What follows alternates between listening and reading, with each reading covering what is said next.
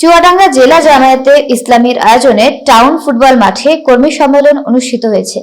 শুক্রবার বেলা 2টায় জামায়াতে ইসলামীর কেন্দ্রীয় মজলিসে শুরা সদস্য ও চুয়াডাঙ্গা জেলা আমির মোহাম্মদ রুহুল আমিনের সভাপতিত্বে প্রধান অতিথি হিসেবে উপস্থিত ছিলেন জামায়াতে ইসলামীর কেন্দ্রীয় আমির ডক্টর শফিকুর রহমান।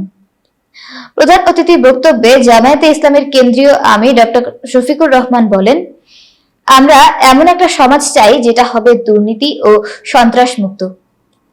আমাদেরকে 15.5 বছর কথা বলতে দেয়নি। ঘরের মধ্যে বাবা ছেলে কথা বললেও শুধু জামায়াতে ইসলামী করার কারণে তাদেরকে জেলে দেওয়া হয়েছে। তিনি আরো বলেন, আমরা নতুন স্বাধীনতা পেয়েছি। এই স্বাধীনতার স্বাদ সকলেই গ্রহণ করবে ইনশাআল্লাহ।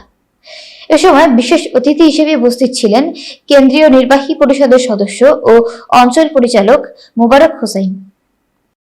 কত ধরে ক্ষমতা কেড়ে নেয়, তুইজ্জু মান তাশা ওয়া তুযিল্লু মান তাশা। যেই পুলিশ একসময় বাধ্য হয়েছে স্যালিউট একবারের জায়গায় 3বার দিতে।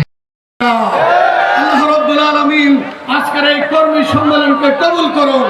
সবাইকে ধন্যবাদ। আসসালামু আলাইকুম ওয়া রাহমাতুল্লাহ। ধন্যবাদ।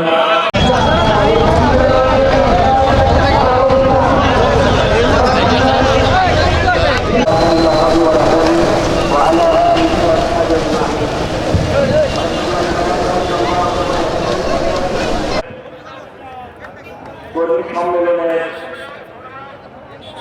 মূল অধিবেশনের কার্যক্রম আমরা আজকের এই সমাবেশে সকলকে ধন্যবাদ জানিয়ে একটি কথা বলতে চাই, সেটা হলো আমার সন্তান হাজার হাজার সন্তানের